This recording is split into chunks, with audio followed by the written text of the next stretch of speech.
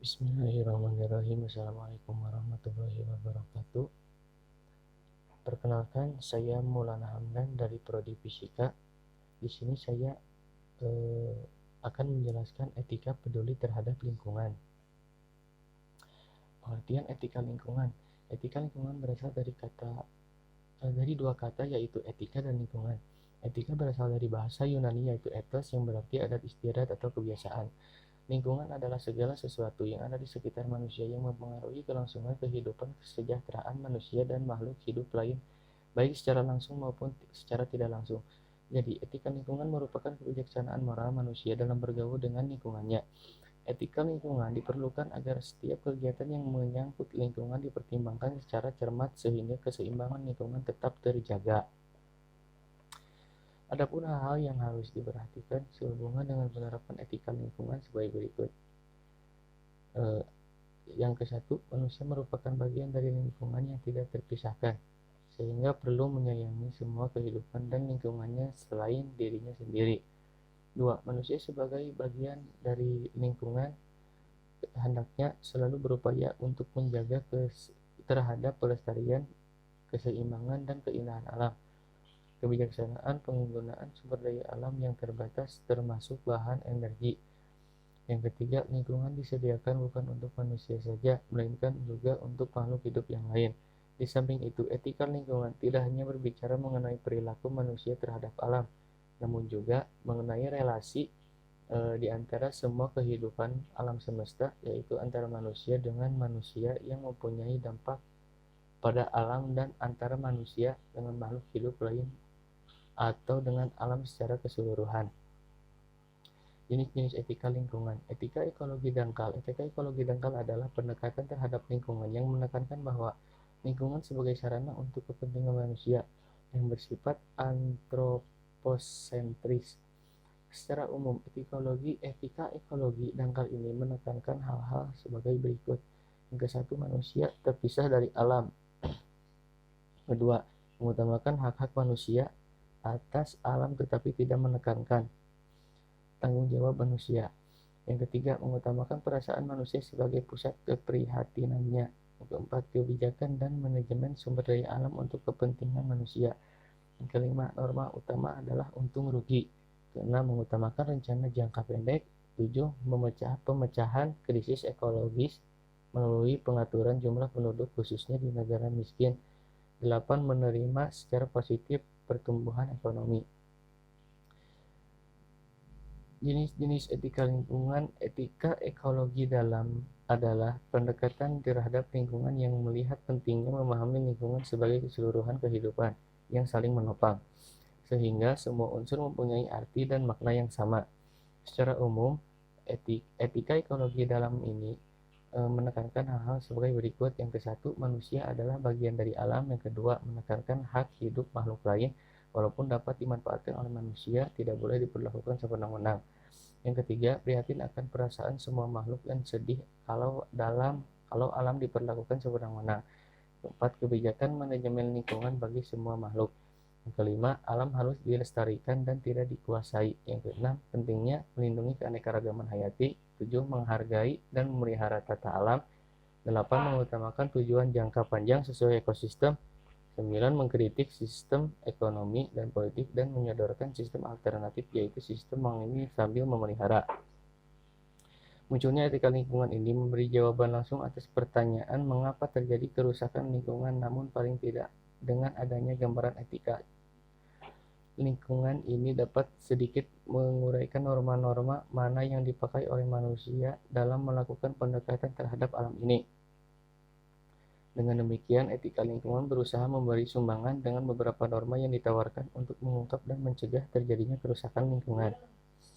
Prinsip-prinsip etika lingkungan. 1. Sikap hormat terhadap alam atau respect for nature. Secara khusus, sebagai pelaku moral, manusia mempunyai kewajiban moral untuk menghormati kehidupan, baik pada manusia maupun makhluk lain dalam komunitas ekologi seluruhnya.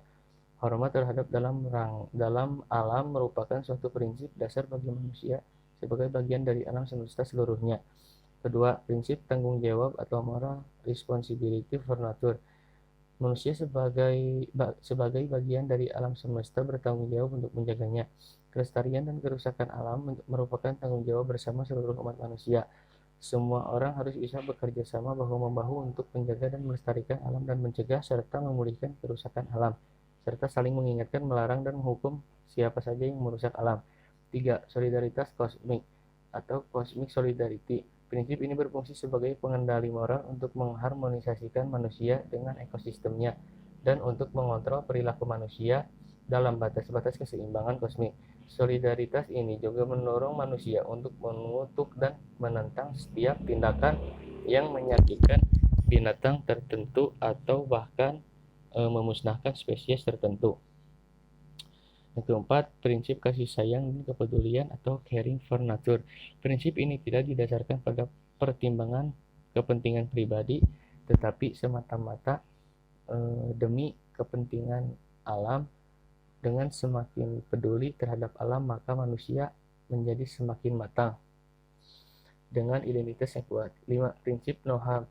Kewajiban dan tanggung jawab moral dapat dinyatakan dengan merawat, melindungi, menjaga, dan melestarikan alam, dan tidak melakukan tindakan seperti membakar hutan dan membuang limbah sembarangan.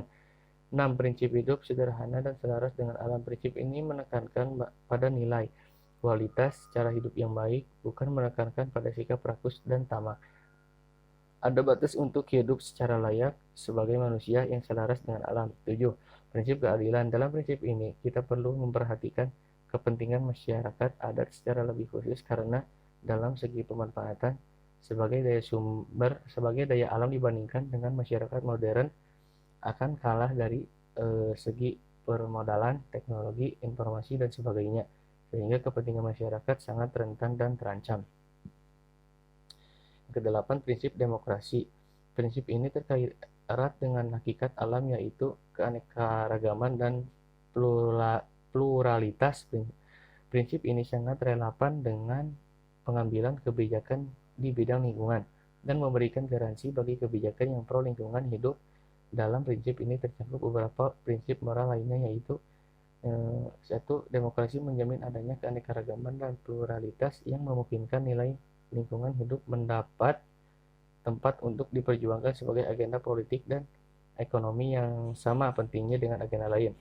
Yang kedua, demokrasi menjamin kebebasan dalam mengeluarkan pendapat dan memperjuangkan nilai yang dianut oleh setiap orang dan kelompok masyarakat dalam bingkai kepentingan bersama. Ketiga, demokrasi menjamin setiap orang dan kelompok masyarakat berpartisipasi dalam menentukan kebijakan publik dan memperoleh manfaatnya. Yang keempat, demokrasi menjamin sifat transparansi. Kelima, adanya akuntabilitas publik. 9. Prinsip integritas moral. Prinsip ini terutama untuk pejabat publik agar mempunyai sikap dan perilaku moral yang terhormat serta memegang teguh prinsip-prinsip moral yang mengamankan kepentingan publik untuk menjamin kepentingan di bidang lingkungan. Prinsip-prinsip etika lingkungan perlu diupayakan dan diimplementasikan dalam kehidupan manusia karena krisis, persoalan ekologi, dan bencana alam yang terjadi pada dasarnya diakibatkan oleh pemahaman yang salah, yaitu bahwa alam adalah objek yang boleh diperlukan dan dieksploitasi sekehendak kita. Unsur etika atau moral lingkungan. Beberapa unsur etika atau moral lingkungan yang perlu dipertimbangkan adalah sebagai berikut. A. Etika keutamaan itu perlu karena yang kita butuhkan adalah manusia yang punya bisa diabaikan begitu saja. Idealnya ialah bahwa pelaksanaan keutamaan manusia Indonesia bukan hanya demi kewajiban semata-mata, apalagi sesuai kewajiban. Rumusan-rumusan moral itu di satu pihak memang penting, namun di pihak lain yang lebih penting lagi ialah bahwa orang mengikutinya karena keunggulan perilaku. B. Bila etika lingkungan hidup adalah etika normatif plus etika terapan, maka ada faktor lain yang mesti ikut dipertimbangkan, yaitu sikap awal orang terhadap lingkungan hidup, informasi, termasuk kerjasama multidisipliner atau norma-norma moral lingkungan hidup yang sudah diterima masyarakat atau ingat akan berbagai kearifan lingkungan hidup dalam masyarakat kita yang dapat dikatakan sebagai moral lingkungan hidup.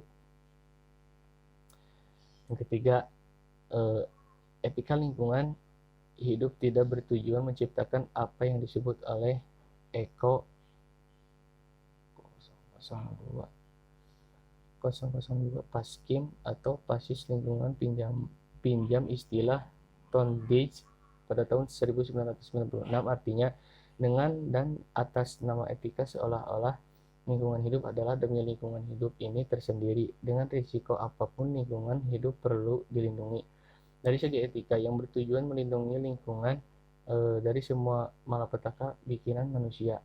Hal itu tentu saja baik, namun buruk secara etis bila akibatnya membuat manusia tidak dapat menggunakan lingkungan hidup itu lagi karena serba dilarang. Etika lingkungan tidak hanya mengizinkan suatu perbuatan yang secara moral baik, melainkan juga melarang setiap akibat buruknya terhadap manusia.